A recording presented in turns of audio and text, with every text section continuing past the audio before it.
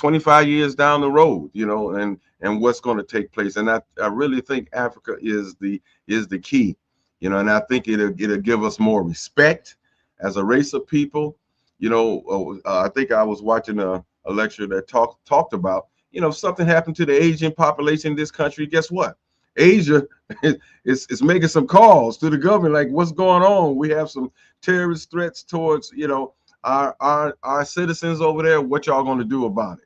And we have to do that and establish that kind of relationship with Africa. And I think that's the only place that we can really get that type of backing from. Is from Africa, and you have all the natural resources there, things like that. So Africa is the future. I beat that drum anytime and every time I get a chance to beat that drum, because I truly, in my heart, I truly believe it. And it's not just hyperbole. It's just I know it in my heart, and it's from facts, it's from research, and it's from putting a lot of years into this, so I truly believe this. All right. Well, speaking of beating drums, we have a guest today who is actually a percussionist, and we're going to introduce him in just a few moments. But I just wanted to let you know that tonight at Larchmere Arts, we're going to have a fantastic artist on our stage. Her name is Kim Essence Hunt Edge, and she's a spoken word artist, and she's also a visual artist. So you'll be able to hear her and you'll be able to see her work. And on the stage with her will be Elijah Gilmore, who is the guest that I'm going to welcome to the stage at this moment. Now, I just have to let you know that we had another guest that was scheduled today. Unfortunately, he couldn't make it, but Brother Elijah agreed to step in and grab the time and run with it. So we're going to talk about a number of things today. First of all, let me give you a proper introduction. Elijah Gilmore is a jazz recording artist, a drummer, and percussionist. He's toured with Gladys Knight, Najee, Gerald Beasley, and Joe McBride, among others. He was inducted into the Rock and Roll Hall of Fame in 2020, and he played drums in the movie Judas and the Black Messiah and released the album Return to Zen. In addition to all of that, Elijah is the president of the Cleveland Musical Artists Community, and we're going to talk about that today. This is officially the unveiling of this organization, as it has not been publicly presented as of yet, but today is the day that we announce to the world that the Cleveland Musical Artists Community has been established, and we're really pleased that Brother Elijah has agreed to serve as the president of this organization. So with all that said, welcome to 360 Info Network, Elijah Gilmore. How you doing today, brother? How you doing, Vince? Thanks for having me. How you doing, Mr. Hampton? Yes, sir. I'm doing pretty good. Thank you, sir. All right. So as we get started, I want to give you an opportunity to share with the audience exactly who you are, because I know you're involved in quite a few things. You have an entity called Tribe of Eli. I know emotional intelligence is the language that you promote. You also have an initiative that you would like to have passed into law, and we can talk about that as well. And you're doing musical things around the city. So you are definitely someone who is involved in the art scene. And of course, Brother Antonio knows that I'm very passionate about the art, but there's an intersection between art, public safety, mental health, physical health, and spiritual health. And here at 360 Info Network, brought to you by the Cleveland Observer, we are about all of those things. So Elijah, share with us some of the things that you're involved in and exactly what you want us to know about. Again, thank you, fellas, for having me here. And thank you for the work that you all are doing in our community. We appreciate you both. And excuse me, Mr. Antonio, for not. No problem, my brother. No problem. So would you like me to speak about CMAC first or the Tribe of Eli organization?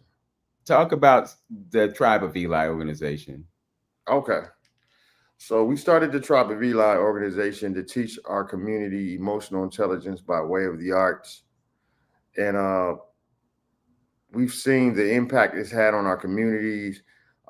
where people have better self-awareness, better communication and conflict resolution skills, better empathy, better confidence through them developing their emotional intelligence. We've took the program to House of Blues, Rock and Roll Hall of Fame, New Bridge Arts and Technology, um, a little bit of everywhere, Palace Theater, and we're very excited to be collaborating and partnering with CMAC as well.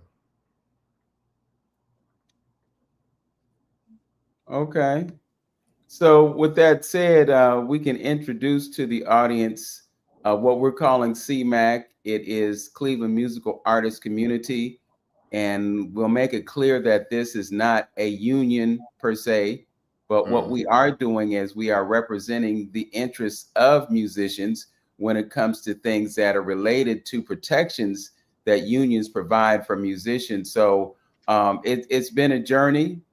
We have a constitution and bylaws. We have officers. And we're doing some foundational works and creating relationships within the community of musicians here in Cleveland. I will ask you, Elijah, why do you think that it's important for musicians in this town to be unified?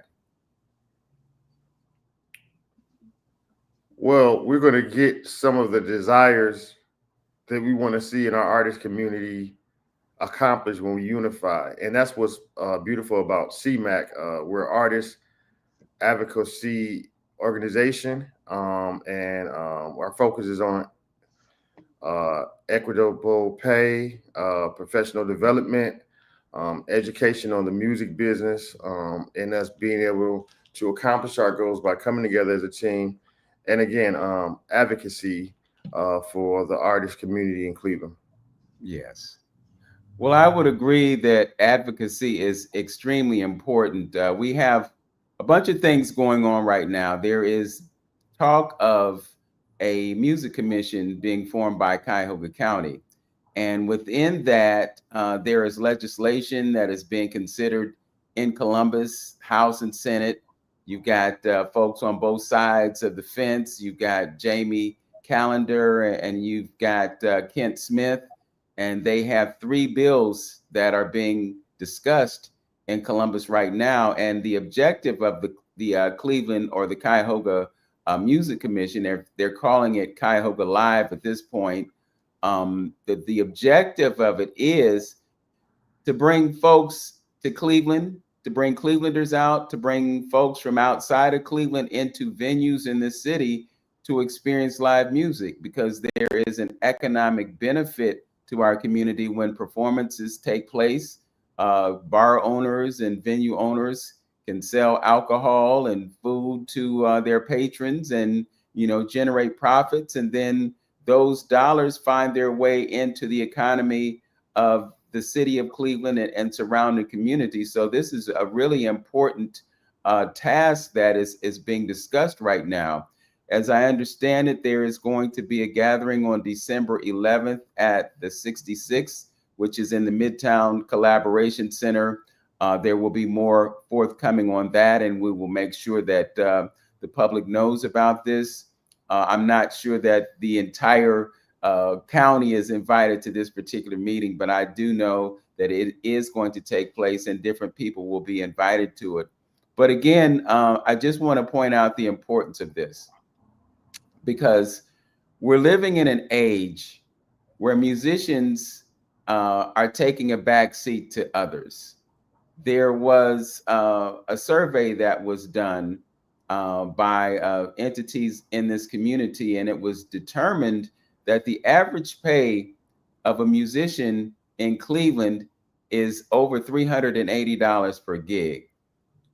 But Elijah, you're someone who performs regularly in Cleveland, and I would have to say that you being paid that much for a gig is probably the exception more than the rule. You have touring experience, so I know you've probably experienced the high end of pay, but when it comes to performing locally, depending on the venue, you're not seeing that type of pay. Can you corroborate what I'm sharing with the audience? Well, that's partially true. If you're dealing with the corporate booking scene, weddings, private parties, things like that. It's usually anywhere from 4 to 500. On the low end, maybe like you said, 350 or something like that. So that's about right. About 400 is the low end that most people are getting through corporate booking. Again, that's private parties, weddings, uh, anything on that level. Uh, the bars on the west side pay about 250 a man, maybe 300. On the east side, the most you'll get right now is about 150 to 200. Depending Usually if say it's those. 2 hours or 3 hours. Mhm. Um, so I noticed that there's a difference between when I go do a wedding the corporate community. They may offer the band 5,000 for a 10-piece band, and we all may walk away with 500 each. If I go do something, um, not going through the agencies, on the east side in the urban community, they may say, "Hey, Mr. Gilmore, we have 500 for you," and I say 500 a man. They'll say, "No, Mm, 500 for the whole mm. band, and we got some Fago and chicken wings for you." But meanwhile, we were making 500 a man with the corporate agencies, eating on steak and lobster tail and drinking with a cigar in our mouth. So like, you know, I guess it just depends on who you're working with. And I want to say this, and this has always been true. It's We are worth whatever we say we're worth. It's just finding the right clientele or customer Mhm. base. So if I'm trying Right. to sell a Ferrari, I'm not going to do with people who buy Fords, but I can sell a Ferrari if I have the right clientele. Um, as it relates to the urban clubs and bars, they're able to pay us a little more. It's like you said, the musicians haven't been united. And so there hasn't been anybody to advocate or to show us how to go about uniting as well. So I think what we're doing with CMAC is a beautiful thing. Yeah, so if you could elaborate on what some of the issues are amongst ourselves. I know that the phenomenon of undercutting takes place, and sometimes someone will come to a band and they'll give them a price, and an agreement will be made, and then someone else will come in and say, well, we can do it for a smaller figure. And so because the bar owner or the venue owner is operating on a low profit margin, they'll take advantage of the situation and hire a band that they can pay less. Can you say that that type of thing is happening? And I guess the bigger question is, what can we do about it? It is happening, unfortunately. And this is why us coming together with the CMAC organization is a beautiful thing, because the more unified we are, the better chance we have of being able to get better pay for our community, because everybody's unified. When they know, hey, we can go to a few groups who will come in under the bar, it doesn't help us to um, get our desired outcome as far as better pay, especially in the economy we're in. Everything's went up: gas, candy bars, nobody, I think I want to go get a candy bar. It was like $3. You remember when candy bar was like 50 cents or something like that, so why are we still making 1988 money? And it's because they know that there are enough bands that will come in and undercut. Meanwhile, the bands that are standing on business, they're just not working at those establishments, because you can talk to Lim Adams for Forecast, you can talk to Horns and Things, you can talk to Tribe of Eli, and we'll say, yeah, we don't come out the house for those numbers, but we find places that will accommodate us, even if it means going to the West Side. But we would like to see everybody be taken care of, but it will require us to stick together. Yeah. Mhm. Brother Antonio, you've been involved in staging festivals and you've hired some of the top names. I can remember when you did a festival down at Voinovich Park, and I believe you had Michael Calhoun and his version of the Daz Band. You've had some of the other prominent bands. Yeah. Horns in and the things and all city. of those guys. Yeah. So what has your experience been in terms of hiring bands and providing compensation for them? And I'm just curious about what their requirements for compensation have been. Yeah, my situation is a little bit different, but I have experienced that in my performance times as well. Uh, I have to look at it. I look at it like this. It seems like when we deal and talk about our community as an African American community, and we're going to have issues just like you just brought up, because it seems to me pretty much on most fronts, you know, the functions that we do tend to never have the budget that we hope to have in order to pay our artists. We always seem to. You just talked about the disparity between how the West Side bars pay you versus what the East Side bars pay you. And the question to be asked, do they have the finances to do it, or are they just being tight? That's the question. And for my many years of living in Cleveland, and you seeing startups at different lounges here and there, they tend not to last that long. You get that new peak, of folks coming, but I don't think we have the population to support some of these local businesses. We was close to 1 million strong, back in the day, but now the total white and black population is at 300 something $1,000, or maybe it might even, thousand. I'm sorry, 1,000 people. And it might even dip below that. So I wonder, if the establishments themselves are able to even, you know, afford in doing that. And I know you was talking about, giving some type of supplement to help the bars. I think that's what the CPAC thing would be, maybe working on as well.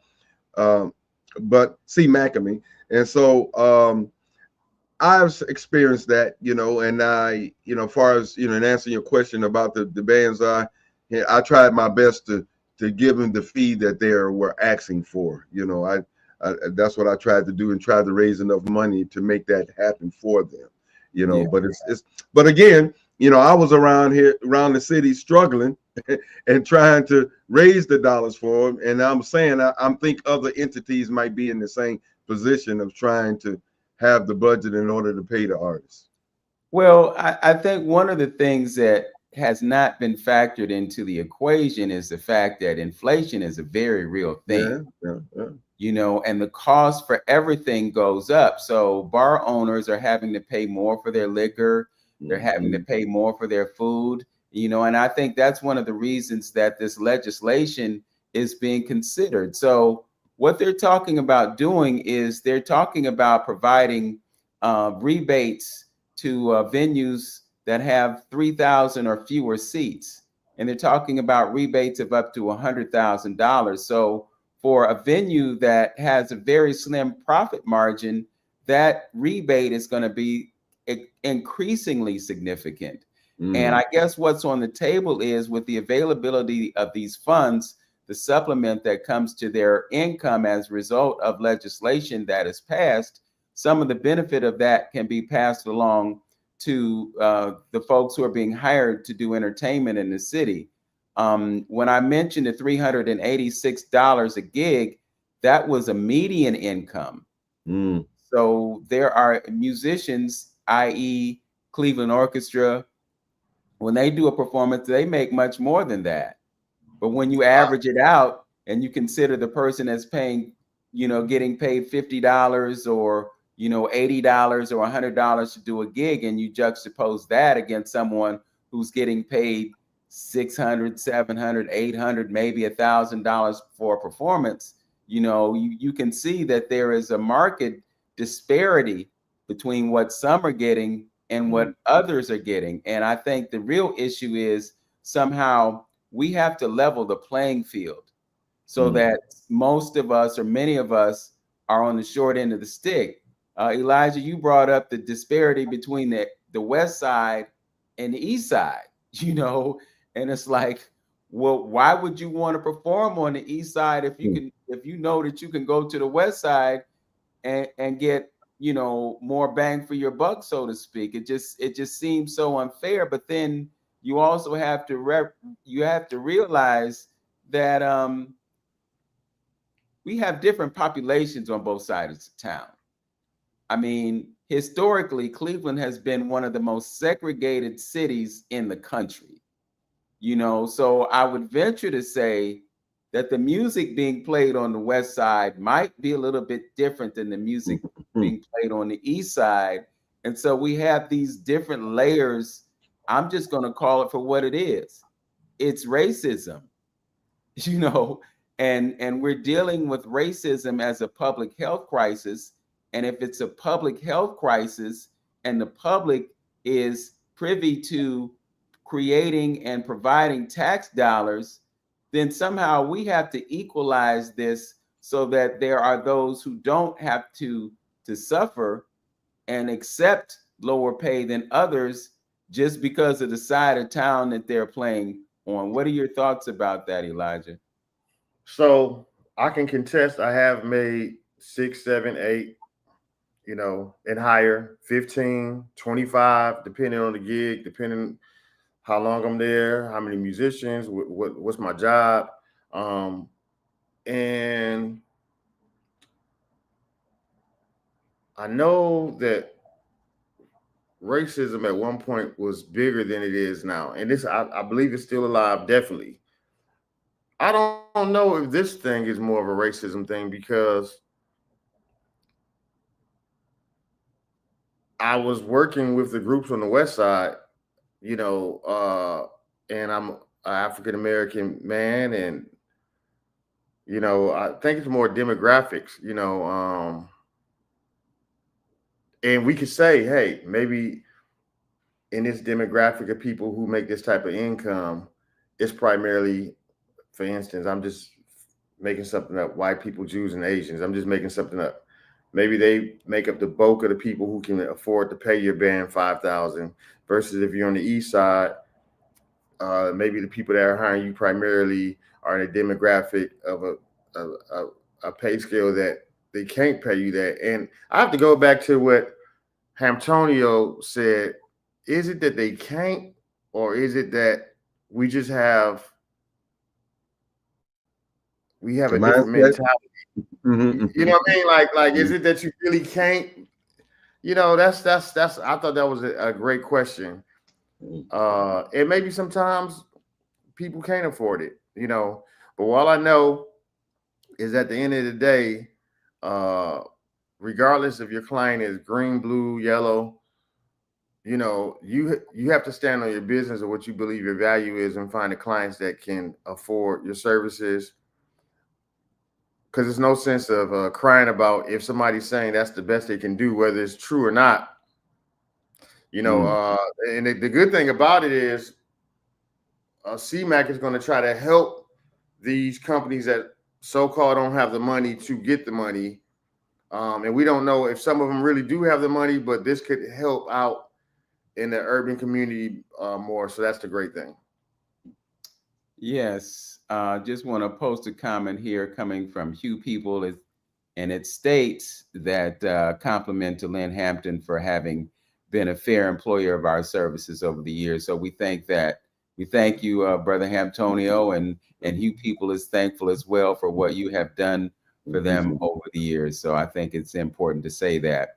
We're going to step away for just a moment, and we will be right back after we hear this word from our title sponsor. So bear with us, and we will hear from the Cleveland Observer.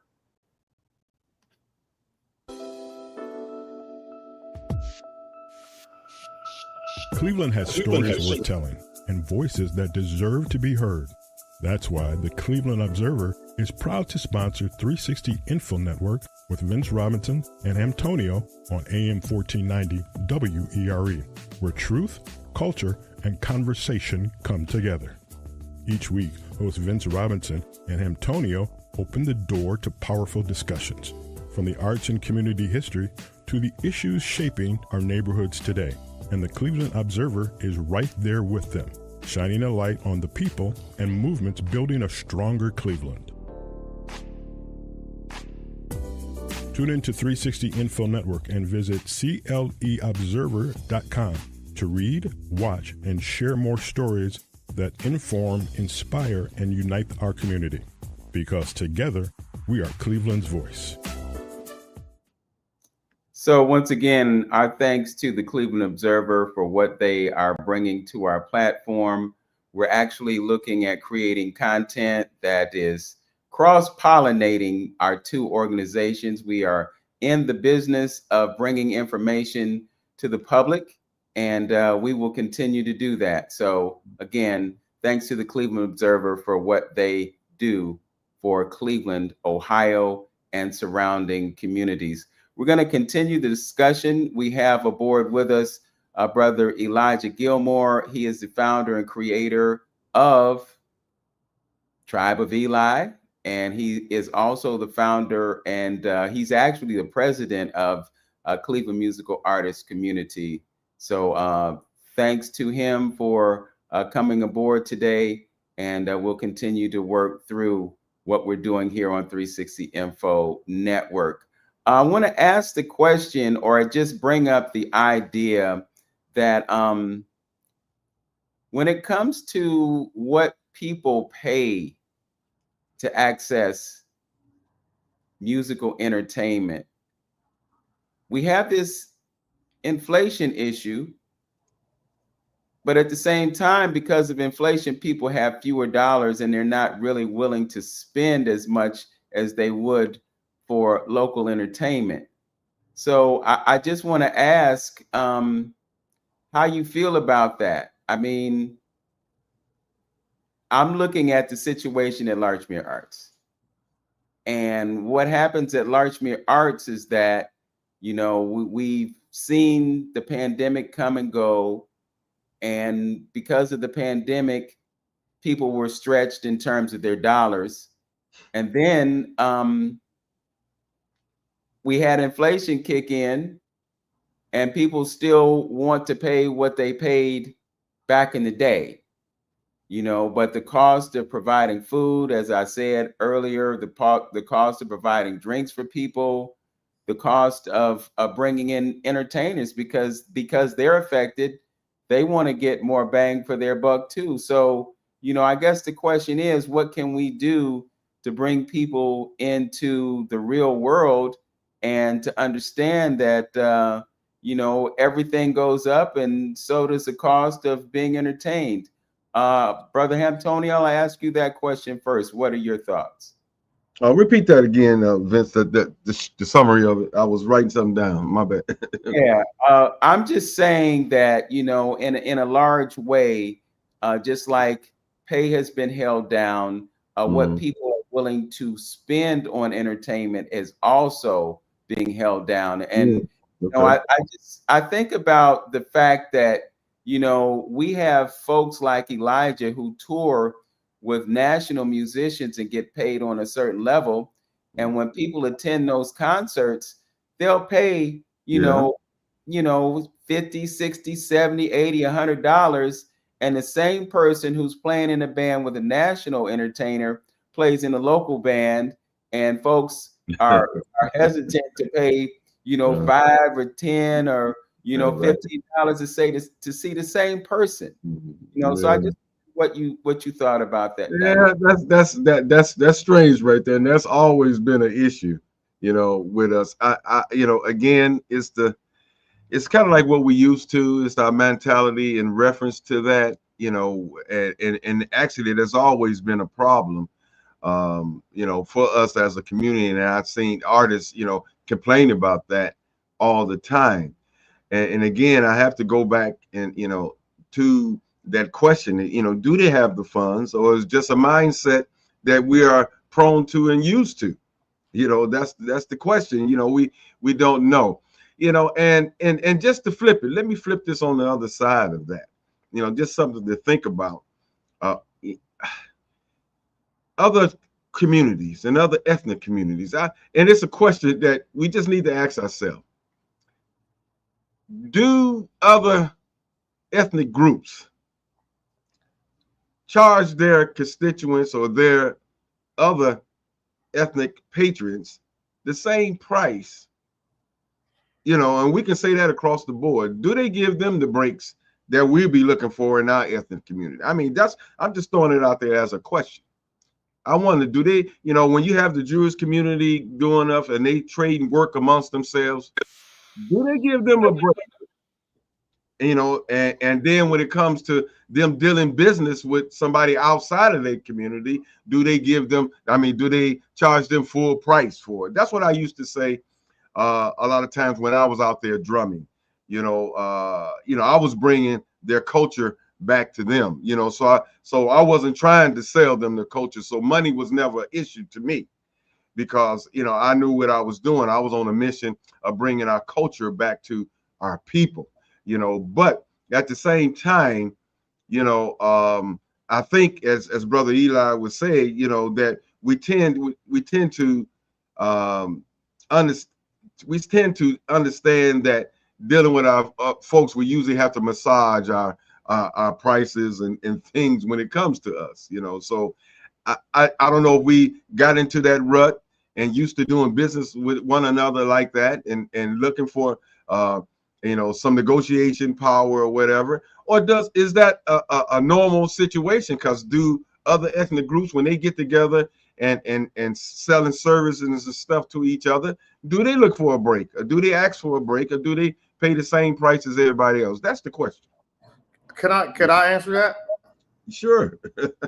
So, like, you know, when any other ethnic group uh, is going to spend their money on a service, they take it to their people, not expecting a hookup, but they expect to do business with their people to keep their community strong. Now, if they have a relationship with the individual, then maybe they might prorate something because they have a relationship. But they're coming in saying, "Hey, instead of me giving my $5 to this guy over here, I want to give this $5 to my people." You know, and that's kind of the mentality, at least my understanding. And then to answer your question, Vince, this is why unions are put in place, because all the fast food companies, all the, you know, the different companies of different industries, they stick together. So they're able to stand on business and say, hey, no matter who you go to, this is how much gas is now. This is how much candy bars are. No matter if you go to Pepsi or Coke, they have fast food meetings of the minds where all the fast food companies come together and talk. So, like, it wouldn't matter if you go to Burger King or McDonald's. We're all going to stand on business that there's inflation and we're all going to sell at a certain level. So you can't run over to this band or musician over here and say, hey, can you do it for me for this price? So that's where the unions come in. CMAC is going to, even though we're not a union, we're going to offer those same type of benefits and helping the musician and because most musicians are just musicians. They're not business people. They're not, you know, they don't have administrative brains. Not all of them. I'm like, maybe some may, but like, that's being a musician doesn't naturally equate you have administrative or business mind. It just means you're a musician. So this is where the unions come in, where you have some people with administrative minds that may be musicians that help to advocate for the whole community. So that's the beauty of a union. I also wanted to address this. Vince said how someone could be touring with a national artist and people don't want to pay the same money. So let's distinguish. There's a difference between a hired gun or a side musician playing with a national artist and an actual artist playing with an artist. So for instance, if I'm in concert at Nighttown or Bop Stop, people will pay, you know, $25, $45, $50, depending on the package, because I'm an artist. But if I wasn't an artist and I just played drums for somebody, that doesn't necessarily mean people are going to pay that because I'm on drums. However, even with me being an artist, you get about 2 shows in the area. You know, even if you're Beyonce, you might get about 2 shows in Ohio before you have to wait till next year to do any shows in Ohio, because people are not going to keep paying $50 to $100 to come see you in concert. Even if you're Beyonce, you get about 2 shows per state. So, like, if you're a smaller artist, maybe you can go to different cities and do 2 shows per city per year. But like, nobody's going to keep paying, $50 to $75 to see you in concert every week. So when you're talking about somebody that's just gigging at a spot every week and they're like background music, they're setting a vibe, that's not really a concert. And I don't even know if you would do a concert at a club or bar, because you're not going to it's not holding enough people. If you're doing a concert, you want to do an event space or a theater or somewhere where you can get to big numbers and cash out on those 2 performances that you have for the year in that state or that city. So a club situation is a little different than you being in concert. And so I don't know if we could expect, even if people were to pay $50 a ticket, to make the numbers you would if you did a concert at a theater, but nobody's going to pay that every week. So just want to just throw that out there. It's a little different. Yeah, and I do think that it is an appropriate observation to make, because there is a difference between playing in a group that's making the type of money that a nationally touring group is going to make versus someone doing a show in a bar. But on the other hand, I think it's incumbent upon us as performers, and I'm speaking of local performers, to have a certain level of professionalism in our shows. I'm not expecting you to put just for clarity, not to cut you off, are you saying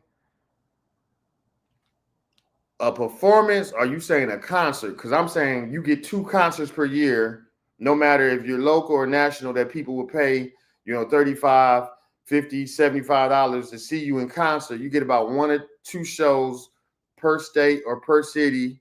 If you're national, per state. If you're local, per city.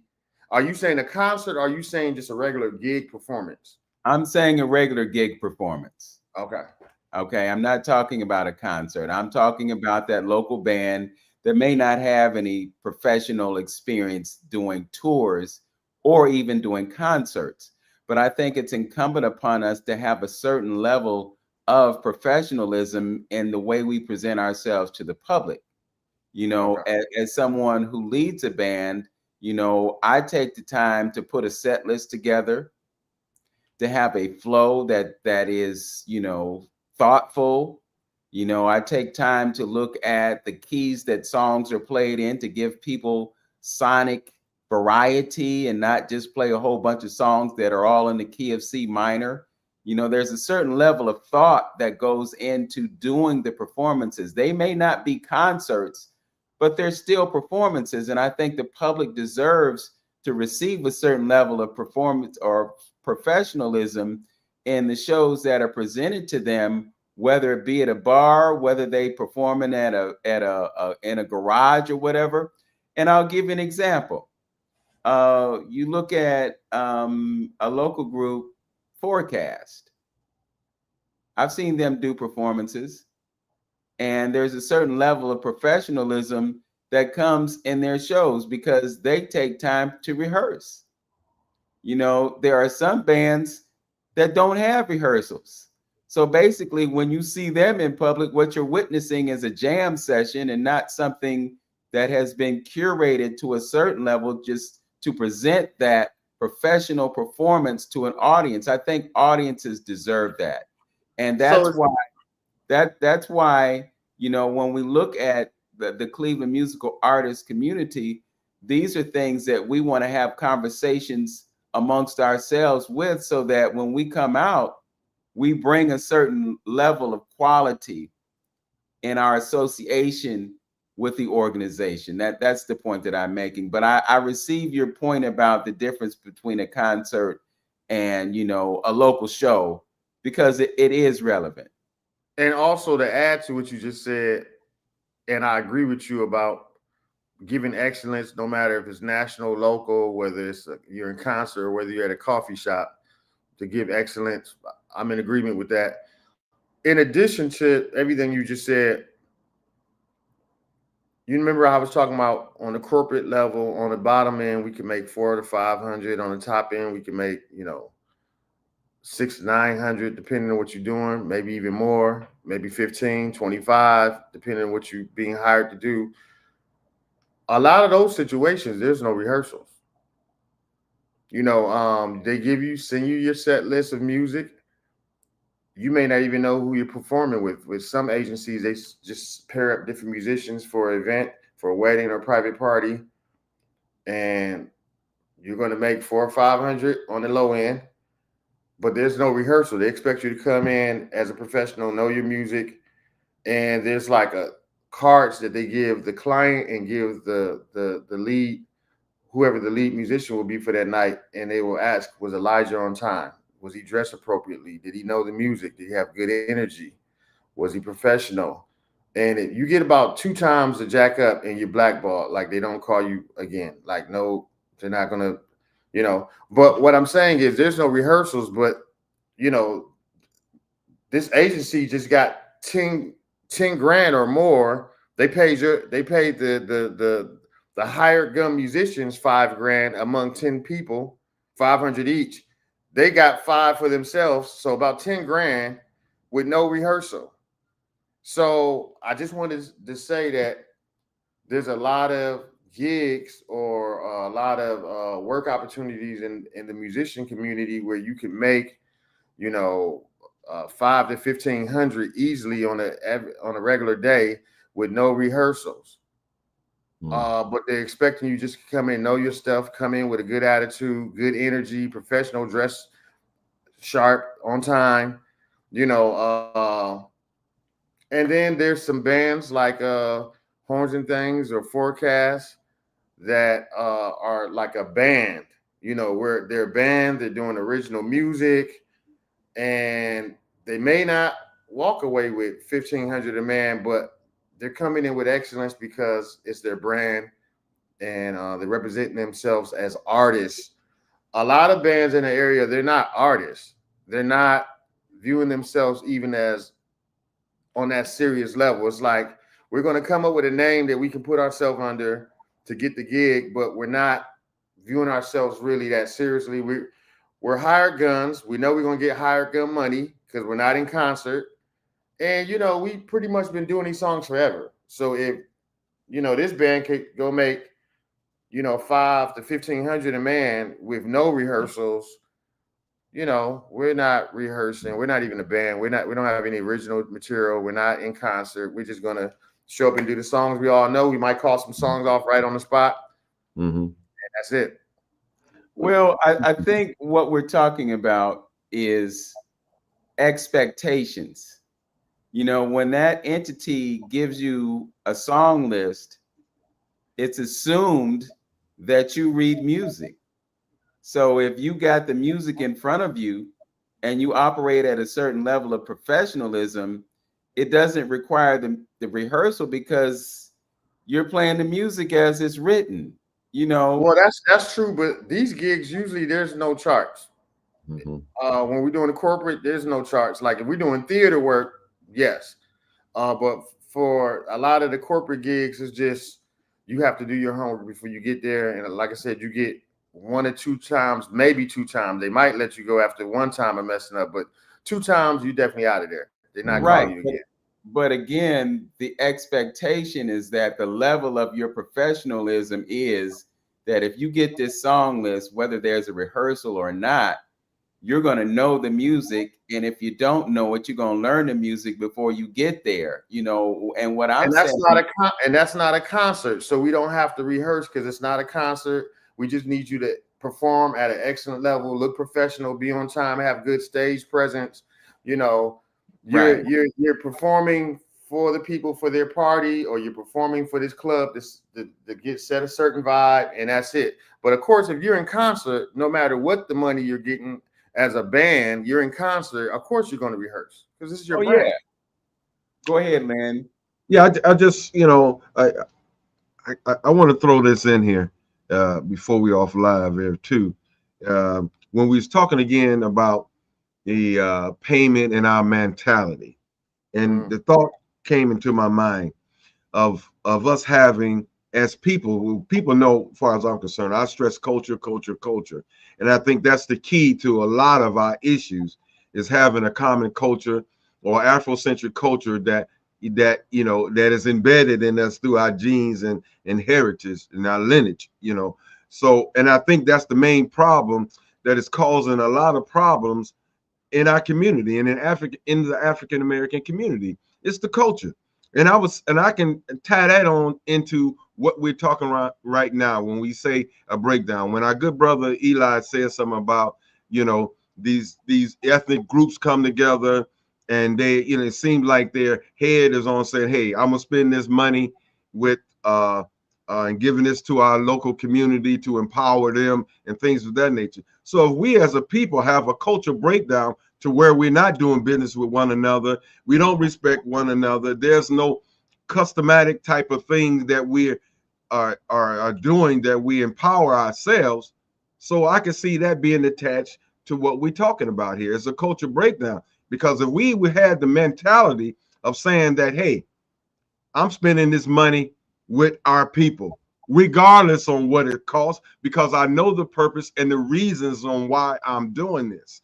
Just like I would pass 10 businesses in order to shop at another African American business, and I don't even care if I'm paying even more money.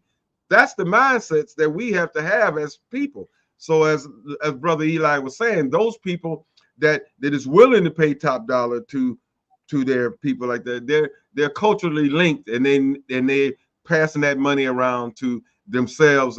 And I believe that why we having issues and struggling with it, because we have a cultural breakdown in our community. Yeah, I think that there's a certain economic reality, because when you look at the categories of dysfunction, we lead all of them. And as a result of that, I think we might be a bit more conscious, even though we might want to support that Black business. Reality is we're going to go to Walmart because we know we get the cheapest price. And we got to stretch every dollar that we get. What you're speaking of reflects a certain level of cultural consciousness. And I think, one of the issues that we have as a people is that in many cases we lack cultural consciousness. For sure. Because we're trapped in a survival mentality. And I know we've talked about some of the issues that we have in our musical community and in the community in general as it relates to music. But in the next hour, I would like to talk about the benefit of music to our community, because we're looking at what was brought up earlier today about racism as a public health crisis, and it's not always about the problem, it's about solutions. And I think when we embrace the idea of cultural consciousness, for instance, when we embrace the idea of what music does to our brains, what it does to us spiritually, what it does to us physically, I think we have to raise the level of awareness about that. And Elijah Gilmore is someone who has an awareness of those things. And I definitely want him to be able to share his perspective on the healing power of music, because it's a very real thing. As I see it, the music provides a benefit to the listener, but it also provides a benefit to the musician, because the musician is in a position to get the same healing when they play that instrument, and everything is in harmony, and all of the members of the band are on one page, and they're presenting this fantastic performance to a community or to an audience. Speaking as a musician, it makes me feel good.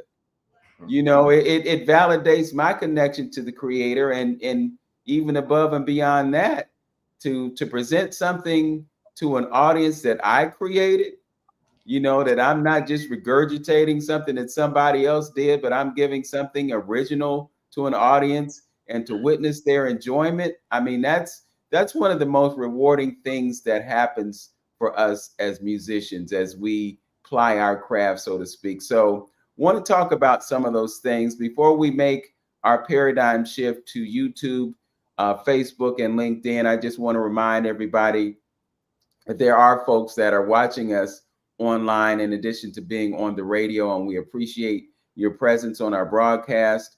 We invite you to join us on the chat and present some of your comments. I know there's somebody named Kim at 3.0. I'm really interested because of the things that you have said in the chat to know who you actually are, because Kim at 3.0 probably is not your government name, but in light of the accomplishments, I would hope that you would identify yourself so we have a perspective on who you are. We have two separate YouTube channels. We have The Journey with Hamtonio, so you can go to The Journey with Hamtonio and support him on that particular YouTube channel. And of course, there is Vince Robinson. I'm on YouTube as well. And we get a benefit from your engagement. So, like, comment, subscribe, hit the notification bell so that you get your opportunity to support our various platforms. I will reiterate one more time that we are going to have a live performance by the brother that you're seeing on the screen right now, Elijah Gilmore, as he supports Kim Essence Hunt Edge in her performance of poetry and percussion. Show starts at 7 o'clock tonight, and it is also a solo exhibition for her. So there will be artwork that is available for sale, and you can make an investment in that. Before we leave the radio platform, Elijah, is there any social media information that you would like to convey with the audience? Yes. And before doing that, if it's okay, I just want to touch on what Mr. Hamtonio said. We have 2 minutes, brother. We got 2 minutes. Gotcha. So we have to get to it on the side. I believe that we can get back to that place mentally, because we were the original people who taught everyone how to be a family, community, and society. So it's not about if we can get there or if we can operate in that way. I believe that we can, and that's the good thing. So I just wanted to end on that good note. If you want to follow me, I'm on YouTube. You can follow me at Tribe of Eli on YouTube. On Instagram, you can follow me as Elijah G Beats. On Facebook, you can follow me as Elijah Gilmore. All right. So there you have it. We've got less than a minute left, Brother Hamtonio. Anything you want to share before we make the transition? Yeah, just basically understanding that it's all about energy. Everything is about energy. And once you understand that, I think it would open up a lot of eyes and open up your consciousness and understanding your environment and how it affects you. So once you understand energy is the key to this whole thing called life. And that's what music brings. It's about energy. Absolutely. And I think Brother Elijah will also say that it's all about frequency and vibration. And we'll have that conversation as well. We'd like to thank you for tuning in to 360 Info Network. Don't forget, like, comment, and subscribe to our YouTube channels. Big ups to Tone Harley, our engineer back at the station. He makes it possible for us to do this each and every week. And thanks to the Cleveland Observer for being the title sponsor. Know yourself, love yourself, be yourself. Make a great day. Peace. Peace. Peace. All right. It is 12 o'clock noon here in Cleveland, Ohio, Eastern Standard Time. You can see us all over the world because we have this digital television platform. So it makes it possible for us to bring on guests who are on other sides of the planet, as well as to share this information with folks who are all over the world. So we're really grateful to have this platform. Today, our guest is Elijah Gilmore. He is the founder of the Tribe of Eli. He is also president of Cleveland Musical Artists Community, and we spent quite a bit of time talking about that and the realities of performing in Cleveland and what the audiences deal with and what we deal with as musicians in terms of pay and so forth and so on. But I'd like to shift gears and just talk about the benefit of music. Elijah, it's no secret that, we are partners as musicians in this town, and we've had conversations, and you've shared with me certain things about the benefit of music to people who engage in the process, the benefit to their brain activity. So if you'd like to elaborate on that, I would definitely appreciate it. Okay. So as you've already said, music has so many different benefits. We can start with what music does for our brains. Music is one of the few activities that we can uh,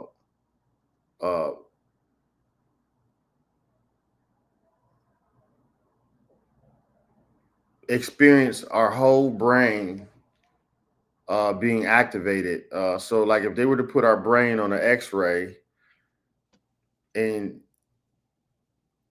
you and I would give each other a hug, a part of the brain would light up. Or if Brother Hamptonio and I were going out to eat and we were to eat, a certain part of the brain would light up. But when we listen to music, the entire brain lights up. That's the only thing that we know that does this. And if we actually were to sing along to the music we're listening to, or to clap our hands or dance, the brain lights up even more like a Christmas tree. And this is a relatively new study or science. And so now we're using music and neurology to try to understand the brain better. Mm-hmm. Okay. Music also. Oh, did you want to say something? No, go ahead. Okay.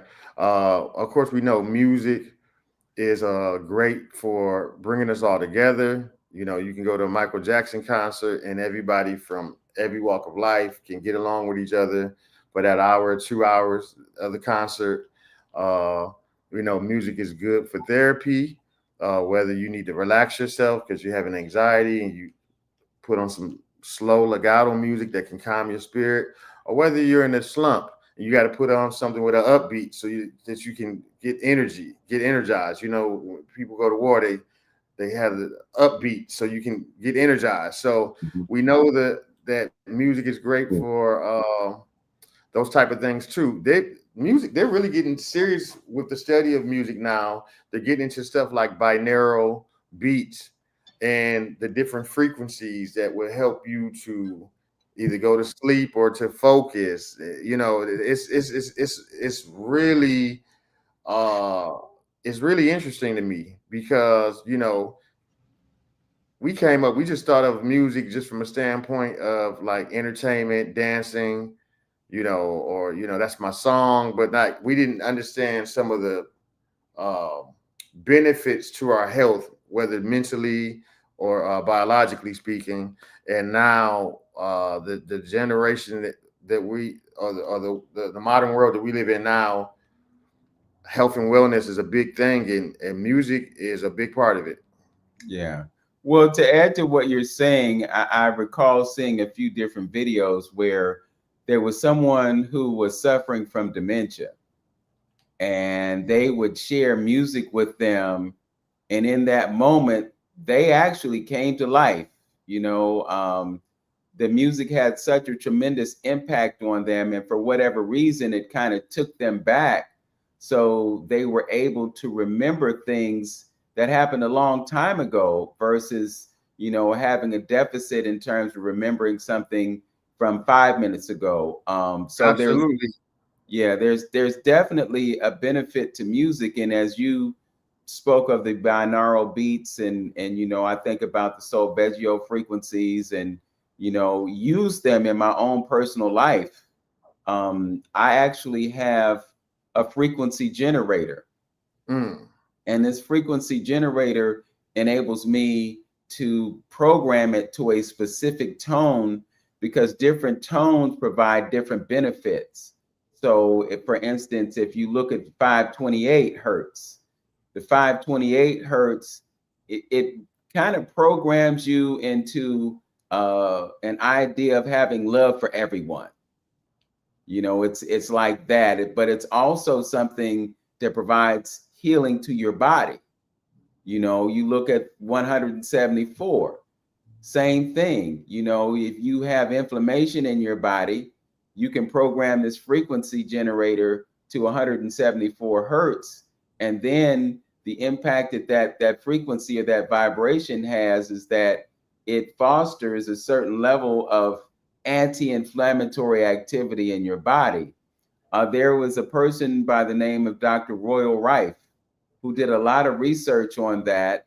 And he was one of the folks that kind of brought this idea of frequency as a healing modality to the world. So now you see different versions of products that will give you these healing frequencies, and people are implementing them as a way of dealing with their physical health, But there's also the mental and spiritual health, because we know that there is a benefit that comes from meditation. So when you meditate on a regular basis, it allows you to vibrate at a certain frequency, and it allows you to create and manifest and do all kinds of things, just because you are connected to the light that is See. within you, as opposed to being distracted by the things that are happening out there in the world that keep you in existence in a lower vibrational state. Absolutely. I would like to jump in there. You got me a little excited, if it's okay. Go ahead. Okay, so yeah, we were at Cleveland Clinic. My band was playing at Cleveland Clinic, and I don't even remember what we were playing. We could have been freestyling. They had wrote this lady down who had been in a veggie state all year, like not able to move or speak. And after listening to us, she got out of her wheelchair, started dancing, smiling. The doctors started crying, and we started crying. And they said, we know the power of music, but it still gets us every time. And just picture grandma at church, hearing, you know, the music and getting out her wheelchair and start running around the church. And you're like, whoa, grandma hasn't moved all year. So music is very, very, very powerful. I want to tell another story. We do, I do wellness drum circles, and this guy had came in. He said he was having struggles with his, I guess, with walking. And after doing our wellness drum circle, he was like, I don't know what happened, but I can walk. I feel good. And I had to put it on video. I had to record it just so people can see, because one thing for you to say it, but for somebody to actually say, yeah, I don't know what happened to my leg, but I'm better now. And in the hospitals, they know, because they use drumming for physical therapy in the hospitals. They bring out percussion instruments, and it helps you to get your motors going again. So you're absolutely right, Vince. We don't have the awareness of just how beneficial music is in our lives. We just say, oh, that's my song. But music can even affect your mentality of how you experience life. If you're listening to music that has a low vibration of lyrics, for instance, you may not go about life in the most healthiest way. Or if you're listening to a song that's inspirational and the lyrics are uplifting, and high vibrational lyrics are going to allow you to experience life in a different way. So it affects us biologically, and it also affects us mentally, or what some may say spiritually. Yeah, for sure. Because music is energy. right. Mhm. I want to Mhm. get back to what you're expressing, but I know that Hamtonio wants to express something. So Hamtonio, and then I'll follow. Yes, I mean, and let's take it another step. Music can be used as a weapon against a group of people. You see, why does people, as far as that industry is concerned, now do you understand why they want to control that industry? When Brother Eli, when you was talking about motivation and causing you to do this, and the drum beats and the warrior beats and things of that nature, that's why they want to control the music and what's being put out here to the people. That's why they snuffed out positive rap music, because it can motivate the people to do something. So music is a weapon. This is all about control. We talked about the 44 hertz platform versus the four, is it 28 or 38? I believe I can't. It's 440 versus 432. 32. Yeah, and so why? What's going on? So there's things in the background that are manipulating people, and we're unaware of that. So when Vince has that little frequency generator there, or if you understand those particular things, see, and taking it even a little further, frequency and energy has to do with colors, smells, all of that plays a part in controlling and dealing with your psychic and how you feel and think and things of that nature. The things you see visually. That's how deep spirituality is. That's how complex the body is, and those things. We might just look at it as trivial and don't have anything to do. But see, we all have that before and been in church, and your hair stood up on the back of your neck and things like that. But our ancestors understood that when they did with violins, violins and pianos and things like that. They knew it was a healing process, and that's what motivated people. And that's where we get that whole church jumping up and down and moving around. They did that in the village. They do it in the village today. But that's healing taking place. That's the spirit taking place.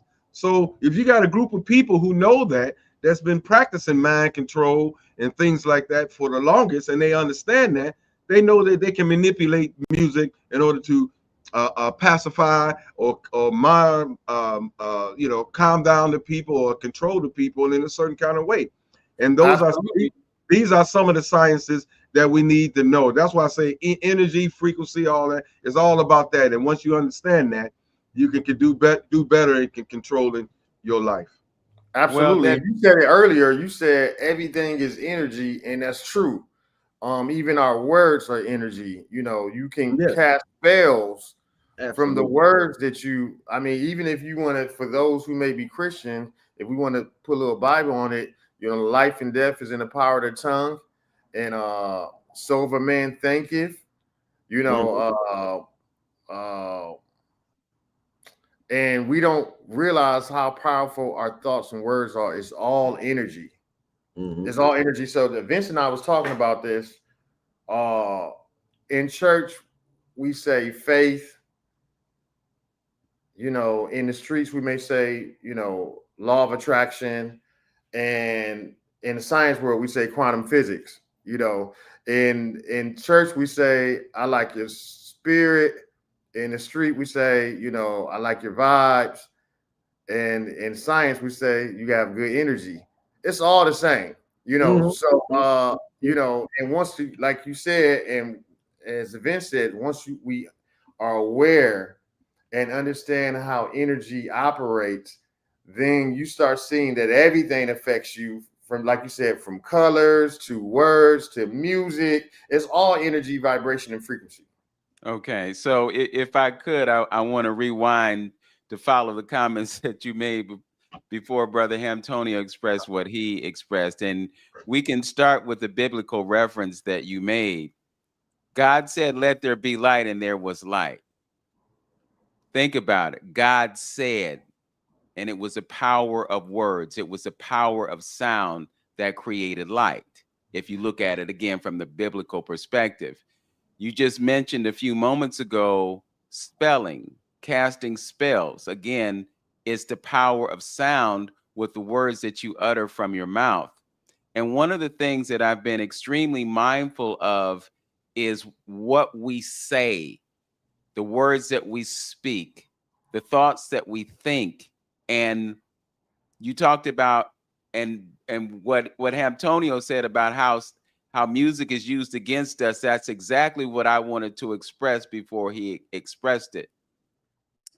When we go into stores, there might be background music playing, and there's subliminal messages being fed to us in that music, in that sound. So you may not be consciously aware of what you're hearing, but they're feeding you messages that are telling you not to shoplift. They're feeding you messages that are encouraging you to buy something. This is one of the ways sound is used against us. Brother Hamtonio brought up the 440 versus the 432 piece. And again, they have an understanding of how we're affected by those frequencies, so they employ those frequencies against us. And that's why it's so important for us to have an understanding of those frequencies so that we can use them to our benefit instead of to our detriment.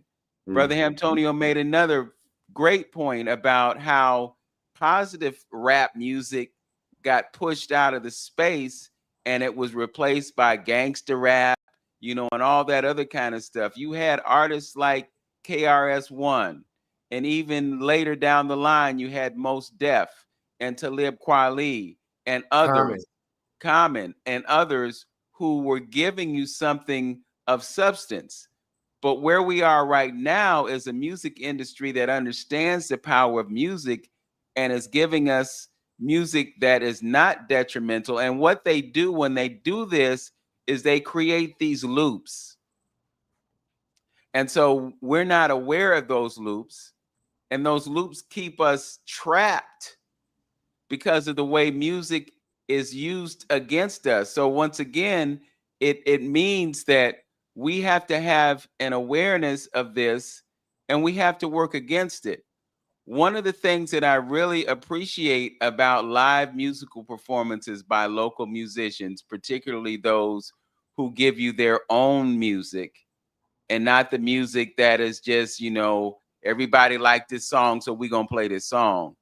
But when they come to you with original music and it's thoughtful music and it reflects a certain level of consciousness, then we have an opportunity to use music in a positive way outside of the paradigm of manipulation and oppression, because those things are very real. They're extremely real. I'm going to share, and I'll turn the mic over, so to speak, Elijah, because I know you have something significant to share. I went to a film this past week called Begonia, and it was at the Great Northern Theaters. They have a theater complex there. And when you go into this movie theater, they have you sitting above the floor. So when you sit in the seat, it extends so that you can raise your the level of your legs, but your feet aren't touching the floor. And the whole point of this theatrical experience is that you don't just hear the sound, you feel the sound. So as you're watching this film, they have you vibrating in certain ways. And you know how they use music in films to bring you to a climax or to create tension, all those things that film scores are all about. They create this sonic experience that has an impact on you. Now, I have to tell you about this film because Begonia was about this guy who was a beekeeper and his cousin who I believe was autistic. And the beekeeper has a mother who has been negatively affected by chemicals that are created by this corporation that affects the quality of life of bees. So because of her experience, he's motivated to get back at this company and specifically get back at the CEO because the CEO was responsible for the entire company. Now, the CEO is a woman, and this beekeeper, because he's operating on a certain level of consciousness, determines that she is an alien. And at the time of the lunar eclipse, there's going to be an opportunity for her to connect with a spaceship. And I apologize because I'm going to give away the ending of this movie. I'm sorry. I'm going to do it, and so those of you who are watching, you can turn the volume down. Turn the volume down if you don't want to hear it. But the way the story goes, he kidnaps her. He and the cousin kidnap her. They bring her to the house. They have her held captive in the basement. They got her ankles chained to the floor. As they were kidnapping her, they shaved her head because her hair was the way that the entities in the spaceship could track her. Mm-hmm. So they shaved her head and then they slathered her with this substance. I think it was an antihistamine to do the same thing, to prevent them from making that connection. And the whole time you're watching this film, you think, oh, these dudes are crazy because, she's just the CEO of this company and she couldn't possibly be an alien. But the beekeeper dude, he was deep than a mug. I'll just put it in those terms, because he had an understanding. Now, at a certain point in the conversation between this woman and the beekeeper, she says, "Oh, you're just going down this conspiratorial theory pipeline, and you've been influenced by the things that you've seen on social media, blah, blah, blah, blah, blah, blah." Right? Well, here's the giveaway to the ending. It turns out that she was an alien. It turns out that that spaceship was real. And what happens in the course of the film is that this alien influences him to go to where his mother is in a coma. And she told him that the solution to bringing her out of the coma was this something that she had in the trunk of her car. And it turned out to just be antifreeze. But he told her that this solution would save her life. Well, he gets on his bicycle. He rides out to the place where she is. He puts the antifreeze in her IV and it kills her. He gets back on his bicycle. And by the time he gets back to his bicycle, this woman has escaped from the change and everything. The cousin has blown his own brains out. And it's a confrontation between the two of them. He realized that she was who she said she was. And he convinced her to take him to the headquarters so that he could get beamed up to the spaceship. So he gets in the closet.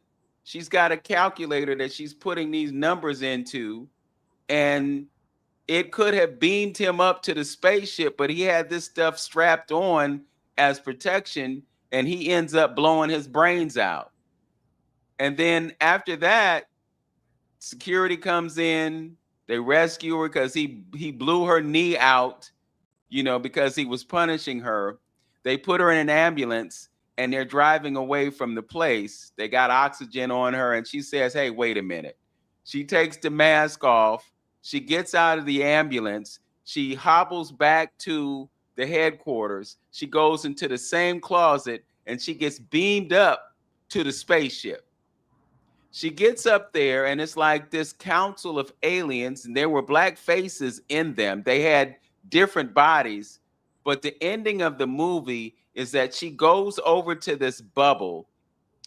She pops the bubble, and all the humans on Earth are dead. So they show you all these people, and the cats and the dogs are still alive, but all the people are dead. They showed you somebody that was having sex and they butt naked on the bed, dead, laying on each other. They showed you people at their places of employment laying out on the ground, hunched over their tables. Everybody is dead, and you go through this experience being held hostage as she was held hostage, and the whole time they've got sound influencing you. So not only are they giving you this sonic experience, they're giving you, if you're familiar with predictive programming, they're giving you a certain level of perspective on what's really going on. Mm-hmm. So I apologize for giving you the plot of the movie and the ending of it, but I just wanted to share with you as I was sitting there watching this, I was absolutely stunned. And people just got up out of their seats and they walked out of the theater like they just watched a cartoon. And I'm like, did you realize? Right. Did you really see what just happened? Definitely, they definitely use media, from movies to commercials to subconsciously influence us. And I don't think the idea of aliens is unrealistic as well, since it's life on planet Earth. It wouldn't be far-fetched to think there could be life on other planets. But yeah, I agree with you that they use media to, drop subliminal messages in our minds and everything. That's just like with music, like Brother Antonio said. One thing I wanted to touch on that you said earlier, you were talking about the loops. you know, and loops is very similar to chants or similar to a beat, that it's repetitive, and that the more it keeps repeating itself, is stronger. Almost like when you're meditating and you hear that one note on a singing bowl, you know, and the longer you marinate in that note, or you marinate in that chant, you know, the stronger the energy of that becomes. So yeah, that just breaking down the science of when you talked about loops. Yeah. Yeah. And so Nam Myoho Renge Kyo, Mm-hmm.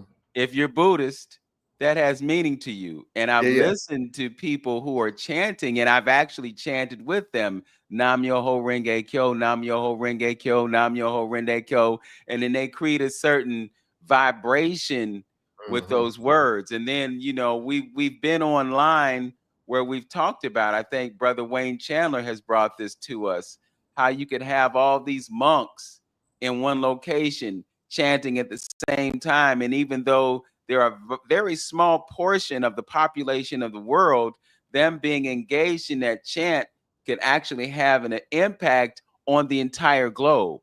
So again, as you're saying, there's power in those loops, but those loops can be used for positive reasons and they can be used for negative reasons. And the loops that I was talking about are the ones that are used for negative reasons, and they are present in the music. So you listen to somebody like Jay-Z.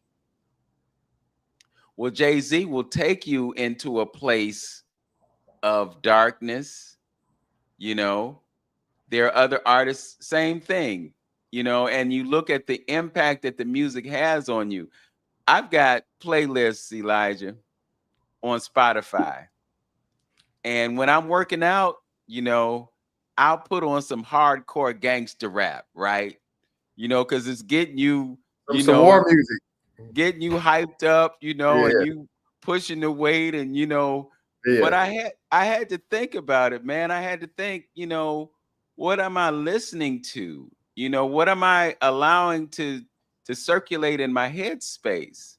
And it's like, you know, that's okay. I listen to Earth, Wind, and Fire, you Mm-hmm. know, September, Boogie Mm-hmm. Wonderland, you know, something like that, something that I know came from somebody who had a certain level of spiritual enlightenment versus me listening to MC8 or, you know, Ice Cube or, you know, West Side Connection. Nah, nah. I'm a say this, and I'm with you on that. I'm with you Yeah. on that. The thing that has so much appeal that sometimes you say, man, they ain't talking about nothing, but damn, that beat fire. You know what I'm saying? Like, that's the power of music. Is, you know, they ain't talking about nothing, but that music, even if it's just a chanting loop, it's so fire. You like, he ain't talking about nothing, but I need to hear that beat. That's the Yeah. power. That's the power. See, Go ahead. you Look like know, you're gonna say see, something. we, like I said, it's all about again being knowledgeable about energy, frequency, vibrations, and things like that. And we can't be naive. We, especially the African American community, I speak on that because we've been, behind the eight ball for so long. So that's my concerns, But if the system has gone so far as to want to control your food, where they putting excitotoxins in it and getting your body to respond in a certain kind of way. You know what I mean? And then we must understand that they understand how images affect the brain. Things that you see and your eyes interpret in your brain. I wanted at one time to start an image campaign because we know what the images that they're putting out in our community, but we're not counteracting those images. Images evoke emotions, which evoke actions. So images is very important. So we can't be naive not to know that they've been studying this stuff for a long time, manipulating those particular things, and controlling those particular things. So they know that certain frequencies affect certain organs in your body. certain organs in your body respond to the different levels and the different hurts and things of that nature. And you just be on fire, like you just said. You're hitting that. And the great thing about it, our ancestors understood that. Yeah. That's why I talk about doing the Sankofa, going back to retrieve what you left behind. If our people been on the planet forever, they have worked through these social issues. They have worked through these cosmic issues. If they understand that a great year is 26,000 years, that means they must have seen it happen more than once to know that it's a repetitive situation going on. So I'm saying that to talk about the longevity and working out social issues, working out community issues. They have done that. They've been through all that. And if we just revert back to what our ancestors are saying, when you're going to try me, we will understand those things, and we would stop being manipulated so much by the system and by the people who've been doing this for a long time, remote viewing and all that. They've been doing it. So, Mr. Antonio, go ahead. No, I'm done. Go ahead. That's going to require us to be responsible artists. That's going to require us to take accountability as the leaders of our community, us as African American men, to take accountability and lead our community. That's what that's going to take, because we can do it. Because we taught everyone how to be a family and community and civilization. We were the first family, community, and civilization.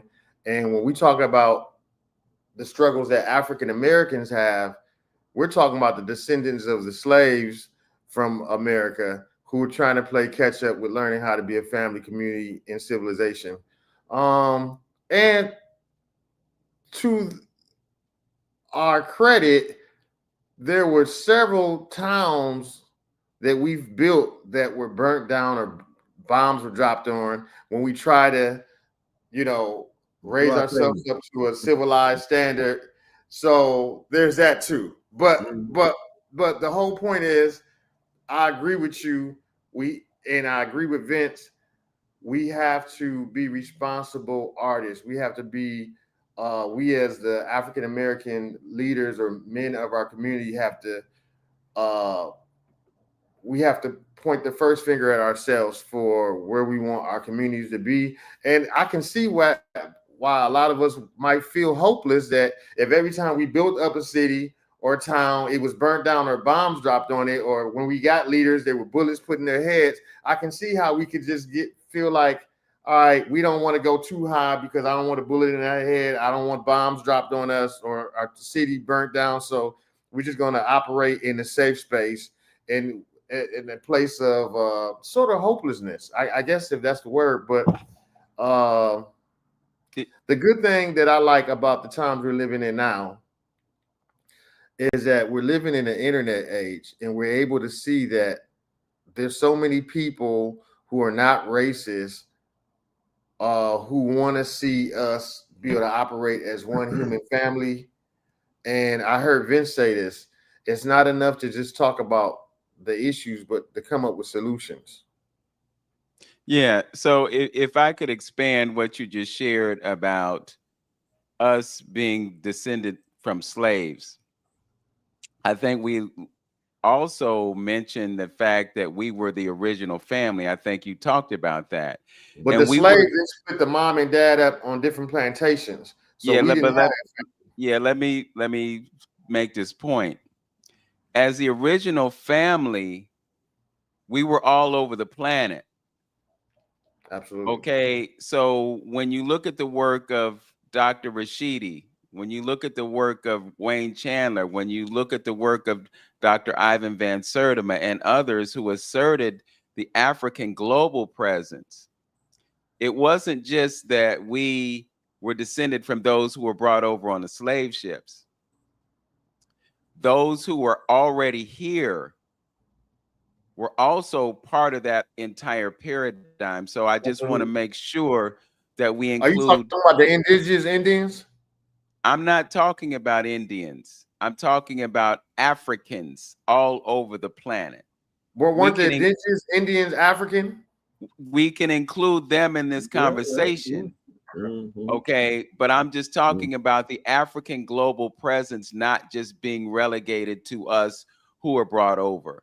I think it's important to point out that those of us who were brought over, those of us who were descended from them, are the strongest of the strong because of the experience that we had.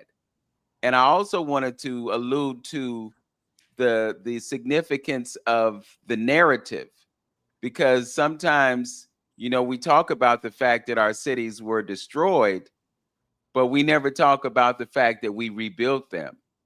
And the rebuilding of those things not being known puts us in that place of hopelessness.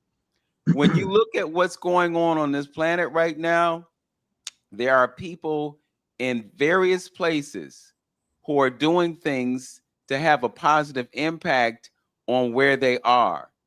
And a lot of times, because we just get so caught up in the negativity that's shared with us on a perpetual basis, we don't hear about those things. We don't recognize those things. Somebody sent me a video the other day of a school that's somewhere in the northeast part of the country where these young people are using technology to create things. They don't just have 3D printers, they have bamboo printers. And the brother who was facilitating this was asking for support, but we don't think of young people being those kinds of creators. So it's important for us to know that, there's a young man who figured out how to make plastic into fuel to power vehicles. There are people on the continent of Africa who have figured out how to make vehicles that never require refueling. But when you listen to a popular narrative, you would never think that we have the level of intelligence that would allow us to create those things. So all I'm saying is that, again, when you talk about the power of words, when you talk about the power of thought, these are the things that we should have an awareness of, so that we don't exist in this paradigm of hopelessness that is being created for us. Because the reality is, the people who control the media want us to live in a state of fear. We kind of alluded to it earlier, but I wanted to make the point. You talked about the impact that these vibrations have on our organs. Well, our kidneys are the seat of our fear. And when you come to our communities, you don't have to travel far before you see a dialysis center. And who's in these dialysis centers? We are. Okay, so this just demonstrates how they're using sound, how they're using frequencies to disaffect us rather than to improve the quality of our health, because again, they keep us trapped in a survival mentality that prevents us from thinking logically, critically, analytically, to a point where we realize that, hey, I've got something negative happening in my body, but I can use sound as a remedy. I have something negative happening in my mind, but I can use sound as a remedy. So it's really about us connecting with our awareness of who and what we are. And that's when it brings us to the idea of our divinity. Elijah and Brother Antonio, I want to bring us to an understanding of the divinity that lives within us, that empowers us to confront the things that affect us in a negative way. Because when you talk about this whole idea of creating, and you realize that we talk about the creator, and we use it in terms of a big C, creator. We talk about that supreme intelligence that created everything that we have an awareness of, and even more significantly, the things that we don't have an awareness of. And what I'm sharing is that we are an extension of that creator. That's what allowed someone to create that drum that's a part of your repertoire. And so I'm just thinking about the drum circle that you have on the fourth Sunday of the month that I can't come to because I'm performing at Rudy's. But I'm thinking about the power that happens in that drum circle, as everybody is putting their hands on that drum, creating that vibration, existing in that place of unity that allows someone's leg to be healed. You know, again, coming back to the power of sound. Go ahead, Elijah. I'm in agreement with everything you said. It's our responsibility to be more proactive in teaching our community about who we are in history, what we did in history. We cannot expect for anybody to teach our history and what we're doing and what we've done outside of ourselves. So I'm in agreement with you. We have to be more proactive with that. For instance, I heard you talk about the young children, and I had to look this up while you were speaking so I can say her name correctly. Alana George. She's a young child. She's like 12 or 14 or something like that. Now, as of recently, I won't mention any names, but there was a political figure that said that Black women were not capable of this or that, and I'm not going to give any more energy to that. But Alana George is a Black girl, and she's a part of Mensa. That's one of the smartest organizations you can be a part of. And not only is she part of Mensa, she is the smartest in Mensa. At 12 or 14, with a bunch of adults that are a part of Mensa, she's the smartest as a child.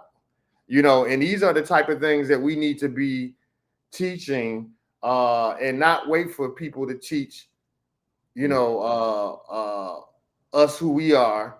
And I believe in us learning more about who we are and our potential, that we can be not only better contributors to society, but also have hope and say, hey, we can figure this out. We can figure out how we can be one human family, because we have the same minds that invented the pyramids, that they're trying to figure out how we built that.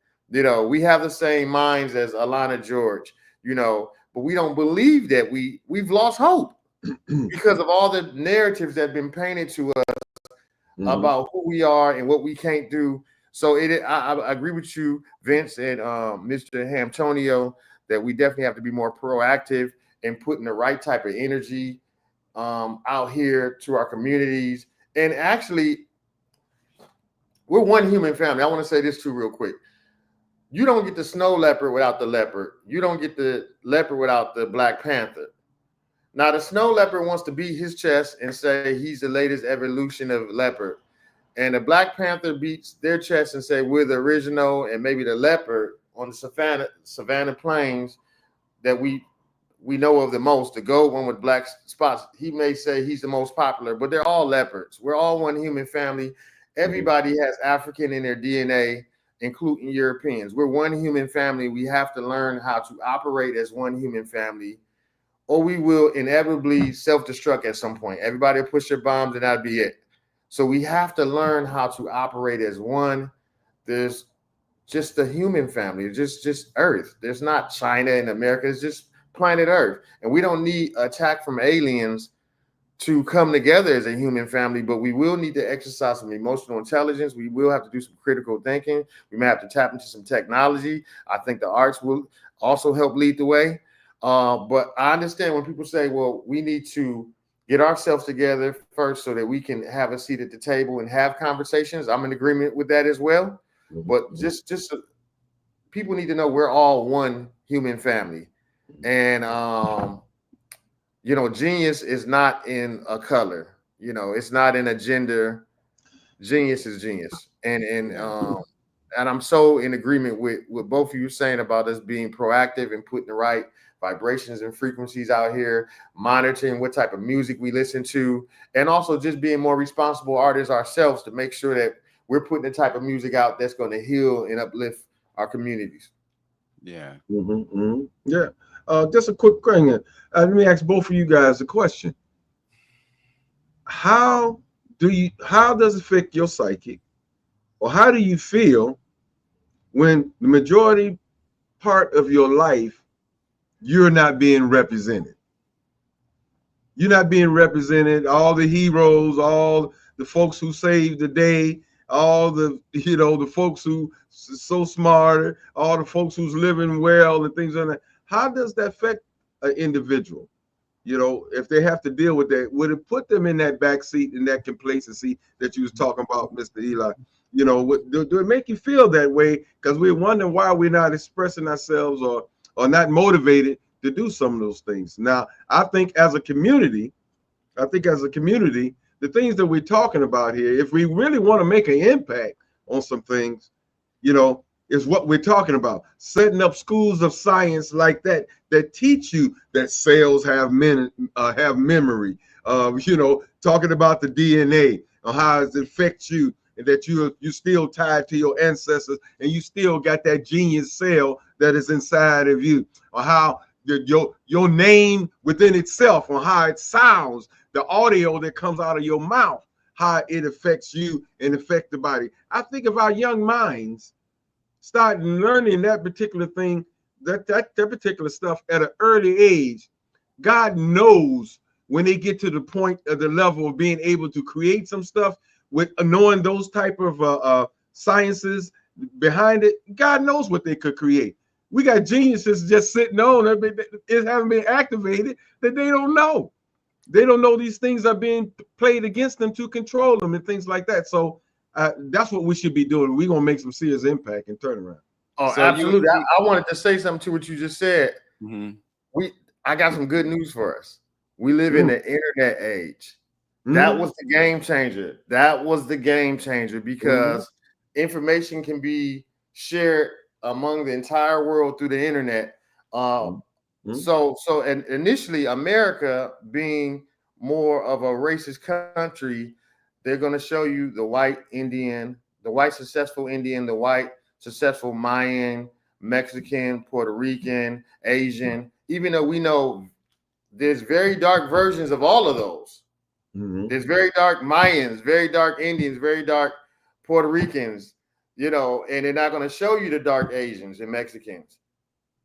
But because of the internet, that's a game changer right now. So now we have the internet is one of the top platforms to teach or to reach the masses outside of even over radio and television.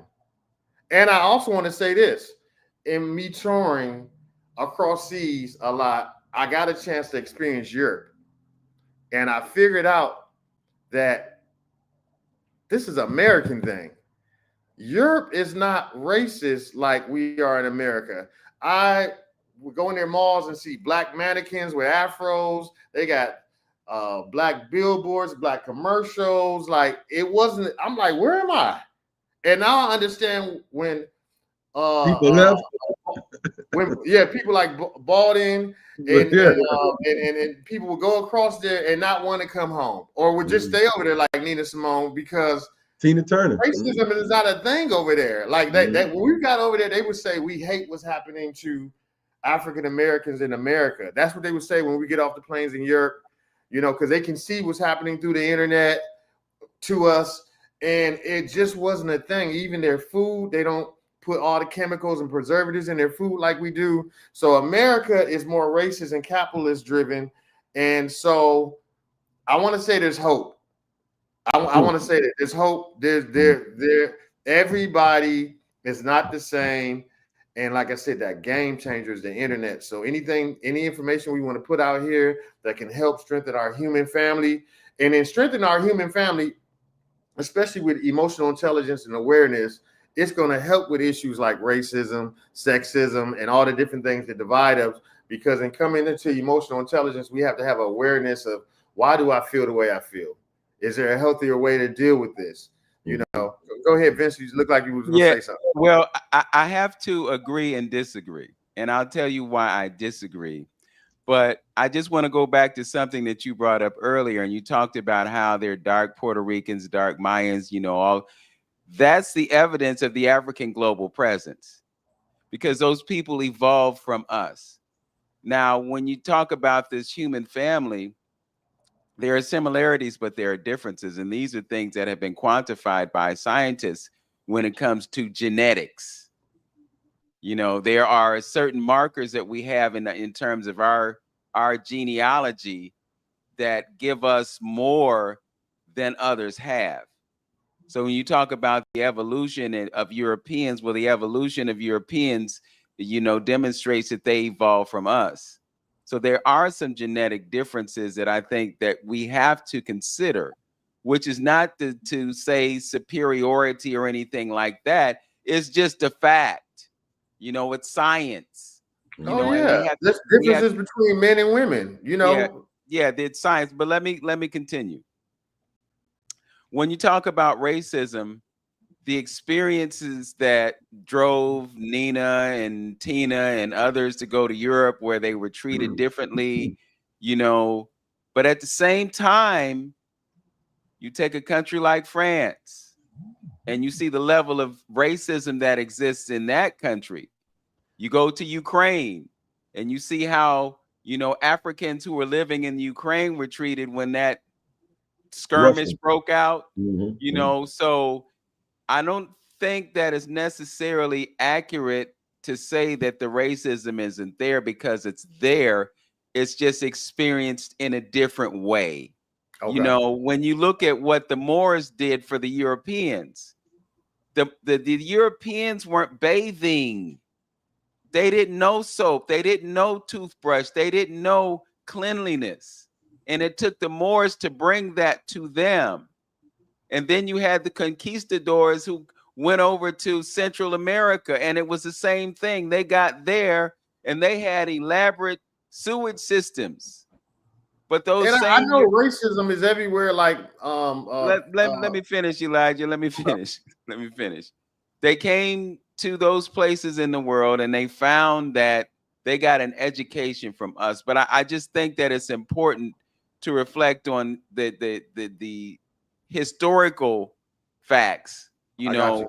And so when you look at the continent of Africa and you look at the impact of the Berlin Conference, and you looked at the fact that these European countries came together and divided the continent and created these different boundaries and all the things that they did to try to interrupt our continuity as families and nations within this great continent, you see the evidence of the racism that is still being perpetuated to this day, and the impact of colonialism on the continent of Africa that affects both sides of the globe. So you got Africans who are living in a colonialist mind state that does not allow them access to the full history and the full narrative. And then you come across the country, or come across the ocean to here, and you see how we've been disaffected by the narrative that they've given us. But to your point about the internet, I fully agree, because what's happening now is that the narratives are being changed by the fact that we're understanding these historical events that happen. I saw a video earlier this week where there were these brothers who had petroleum companies here in America. And the petroleum producers, and I have to go to Rockefeller and the others, they came in and destroyed their petroleum empires, just completely destroyed them.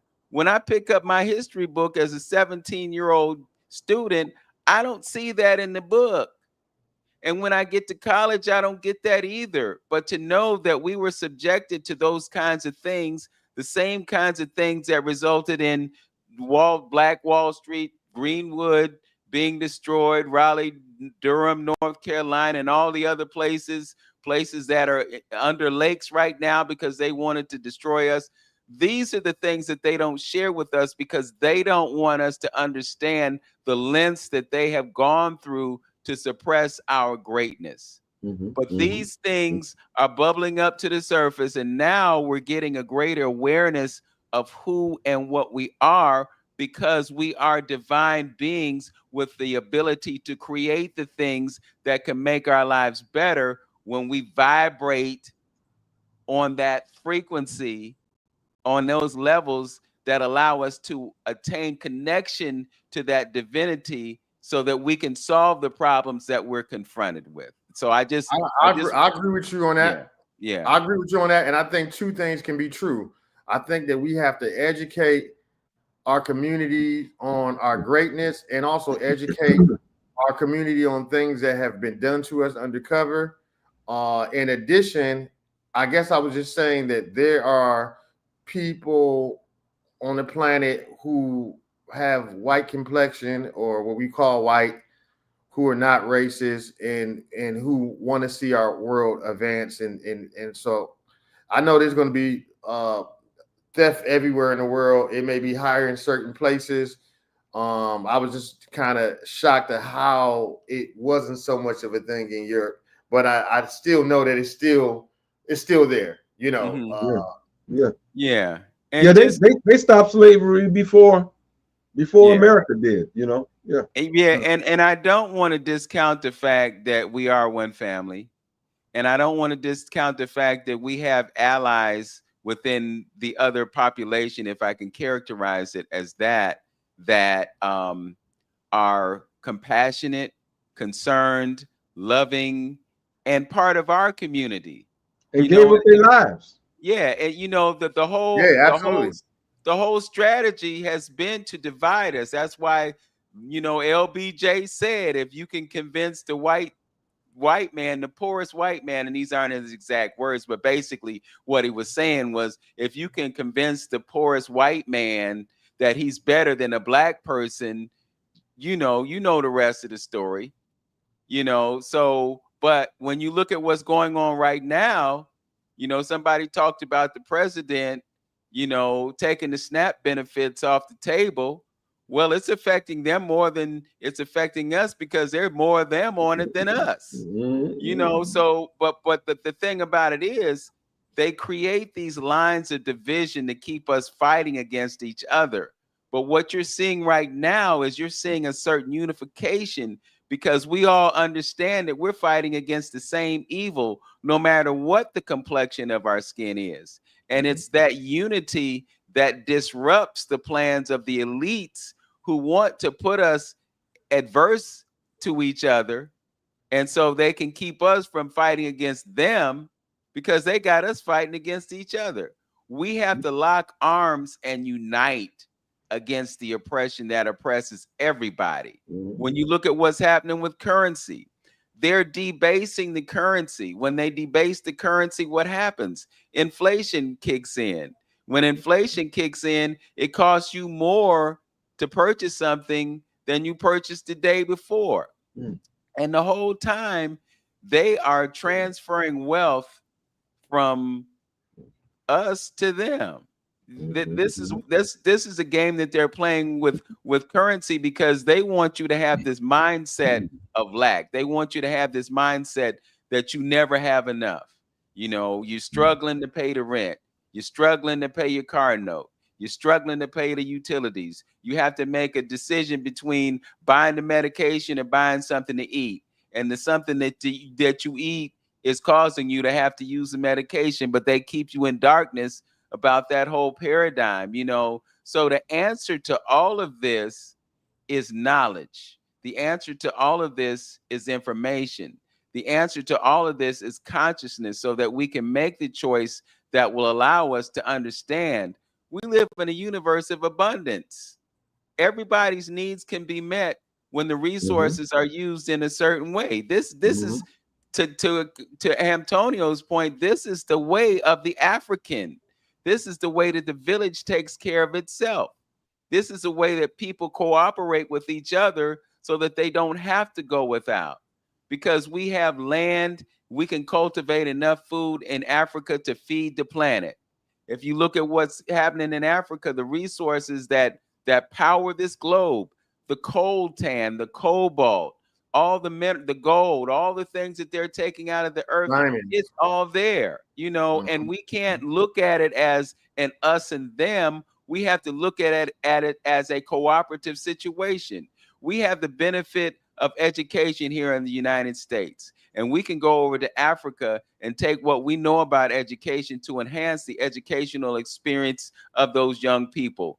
There are students in Africa who didn't know anything about Afrocentricity until a Malefi Asante brought it to their attention. Mhm. Yeah. Mm. So we have a connection. whether we're foundational Black Americans, whether we relate to the whole idea of being indigenous to this country, all those things. Again, those are just ways to divide us as a people. You know, there are folks who want to discount the fact that there was a slave trade, that they didn't bring these Africans over here to America. Well, I challenge you to go to Cape Coast and stand in that dungeon and feel what you feel when you stand in the darkness of that room and you understand what was done to us. You know, you cannot discount that experience. And I understand the whole idea of sovereignty and that they stole this country from us and they've implemented this democratic system to justify taking the land away from us because they came over here as immigrants and basically gangsted the land and then push people into places where they couldn't sustain themselves and then poison them with the food that they were bringing to them and the alcohol that they brought in, and then, you know, gave them a few of them some casinos so that they could make you know, so they make a little bit of money, you know, and still exist in that paradigm of oppression that was placed upon them. You know, the history of this country is so layered. There have been so many demonic things that have happened. When you look at the way that we've been treated as a people and continue to be treated as a people. I live less than a quarter of a mile from a market that I don't go to because the food that I need to eat ain't there. I got to drive all the way out to Golden Gate, drive to University Heights to go to Whole Foods. Might drive down to Meyer, but you know what they got in Meyer is priced for the Cleveland Clinic employees and not for the people who live in the neighborhood. You know, that those are the levels of racism that we deal with in this society. We look at places being redefined. You know, now Huff is Midtown. They don't want to say Huff because it's connected to an uprising of African Americans or Black people or whatever term you want to use to characterize them.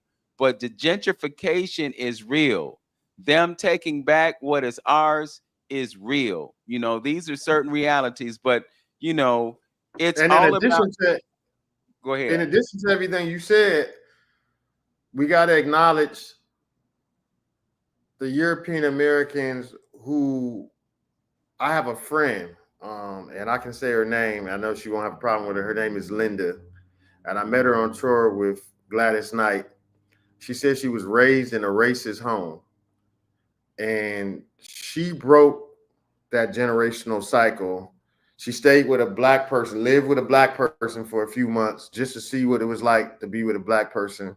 And after living with that Black person for a few months, she decided she didn't want to be racist anymore. And so we have to acknowledge those people who have stood for equality and pushing for change. And like you even said, Brother Hamptonio, have even given their lives. It's like in a relationship, like, you know, you want to acknowledge the good because like then it encourages more of that. You don't want to just focus on what's not going on, but if there's any little good, even if it's a small good, then we want to encourage and say thank you for the people who may be European American who are standing up for equality and saying, hey, you know, we can do better. So in all in the same breath, two things can be true. What you're saying is right, and I'm in agreement that we have to be aware of how to move so that we can sustain ourselves and so that we can move ahead as a human family. And at the same time, I acknowledge and thank those European Americans who are standing on righteousness and thinking about how we all are affected, you know, even our planet Earth. Yeah. You know what? Just if I could just real quickly, I want to acknowledge historically that there have been Europeans who have been our allies. So if you look at the abolitionists who did what they could to get Black folk from the South to Canada and places in the North, you know, historically there have been those who are on our side. You know, kudos to Linda for taking the initiative to understand truth as opposed to understanding the narrative that she was given that demonizes us. So I don't want to, cast a wide brushstroke and say that they all bad and they not with us, because there are so many of them that are. I think of a person who is my colleague on the board of the Cleveland Observer, and I know the level at which he operates gives him a certain sense of identity and connection to us, even though he's Jewish. So, we We're do. all just really one human family. Exactly. And I'm that's why agreeing the with you. topic, Yeah. Eli's motto is our motto is one planet, one sound, Yeah. and not necessarily a musical sound, but the sound of love, Right. Mhm. Yep. we all have different complexions, but we're all one human family. And the illusion is that there's black, white, Jewish, German, Asian, that's the illusion, but we're just one earth and one human family, and we better figure this thing out soon before we self-destruct. We figuring it Well, out, brother. yeah, yeah. Antonio. Yeah, here's the thing too about like your friend Linda. Her experience, her experience helped her. But just like you said before about this demon that's going to turn around. Well, I shouldn't call it a demon. This entity that's going to turn around and it is today biting them in the behind is that internet, what you was talking about. And I think a lot of European brothers and sisters are being turned on to information. Information is making people okay, and that's coming out like that. That's not what I was taught in my racist family. I believe that because the lack of information, a lot of them is ignorant to the fact like that. See, but when she stepped out and put herself in an environment for her to learn and to see and to challenge the information that she had was given to her family, and she said, "Oh no, this is incorrect." And then it's being supported with information that is coming out that is helping us, helping the planet with understanding that there's a group that's trying to drive and keep this wedge going on and have ulterior motives behind doing it, and once we come together, and understand that more and come out and talk about it, we can look at those things. And lastly, is that again, we have to change.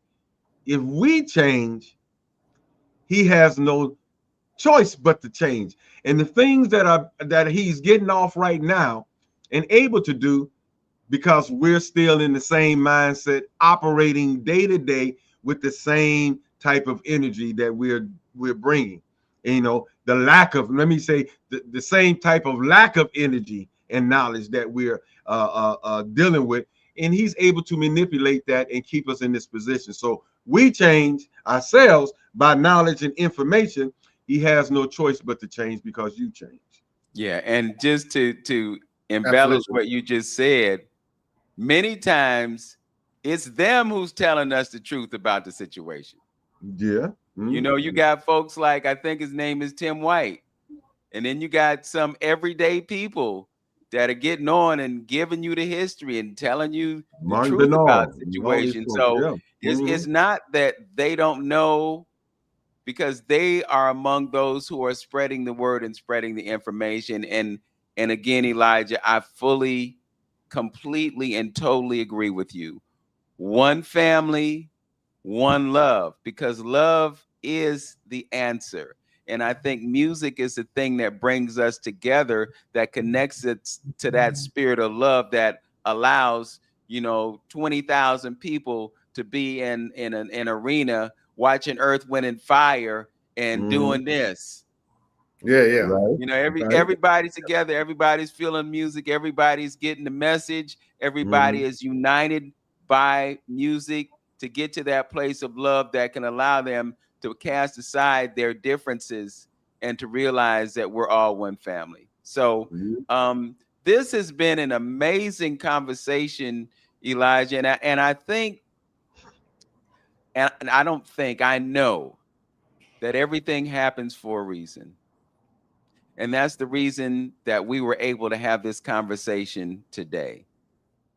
And my prayer and my trust is that anybody who witnessed this conversation was able to take something away from it that perhaps gave them an additional perspective, maybe enhance their comprehension. Because I push away from using the word understanding because it has implications too. You know, standing under somebody means that you are in a place of being oppressed.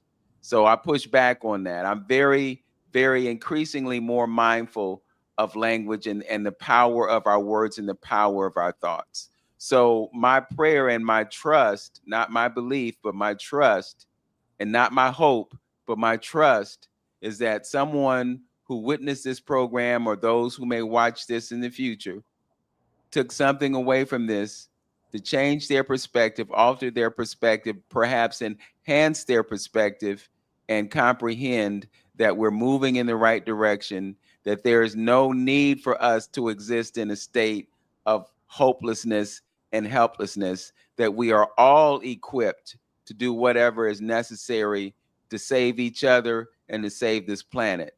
Unlike having that alien up there in outer space with that pin to burst the bubble that results in the death of everyone.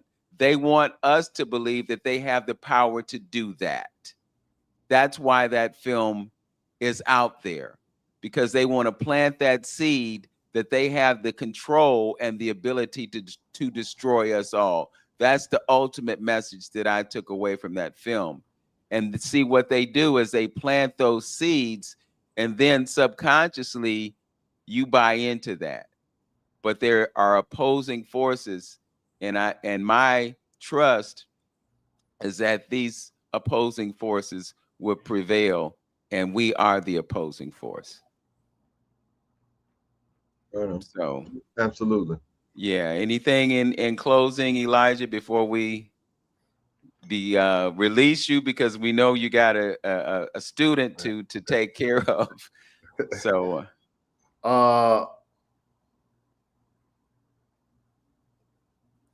we have to choose love over fear.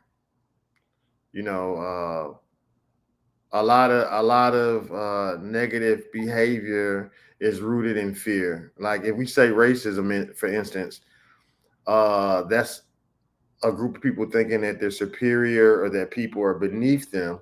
In psychology, anybody that has a superior mindset is actually rooted in an inferiority complex. So we have to find the courage to get past fear, and we got to be able to think long term. You know, yeah, okay, making these quick dollars now are great, but what is it doing to our water? What is it doing to our rainforest? What about our great grandkids and our children of our future? We have to be able to choose values like love over fear. And I know that's a hard thing. Fear will immobilize us or have us doing things in anxiety that, but I believe we can do it. You know, I know change comes slow, but I believe that we can operate as one human family without attack from aliens. I believe that we can coexist as one human family and preserve planet Earth. And we have to just choose love over fear. okay, well said, Brother Antonio. Yeah, and just tagging that what you just said, yeah, it does change does come slow, but when the creator put his hands in it, you'd be like, how did that happen? Because some of the things with you see, we weren't expecting the Abraham Traore over in Bikini Faso. That just came like bam, you know, to us. You know, it was I'm sure it was moves was making over there, but as far as globally and wide, it like came on the scene like bam. And the moves and the changes that he's making throughout the whole continent, that happens when the creator and laws of principles are in place that evil is going to be stamped out eventually. You can't build a strong foundation on evil and murderous tendencies and things like that. That's why we're going to have a problem in this country. But then I want to leave with saying this. Let's teach our children the real science of life. You know, we didn't understand them. We got a little small abbreviated version when we was in kids. All the atoms in this pen they're moving. They're just moving at a slower rate of vibration. So that means let's go further and tell our children, like, so that means everything is alive. If everything is moving, that means everything is alive. And that's Can I add to that, Brother Hamtonio? Yes, sir. Yes, sir. So yes, the tree gives us oxygen and we give it carbon dioxide. We're one. Yes. We're one planet. We're one people. Mm-hmm. And we have to be able to see things as one. What happens to France happens to us. What happens to Africa, it ultimately happens to us as a humankind and as one In the planet. spiritual world. Yeah, absolutely. Yeah, it's all connected. And see, and just imagine our kids, you know, understanding. You delivered it in a way that they understand that connectiveness. You know, I even, you know, talk about we need to know the anatomy of our body.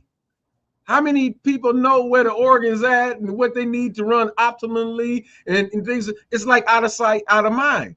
So we're doing our children a disservice.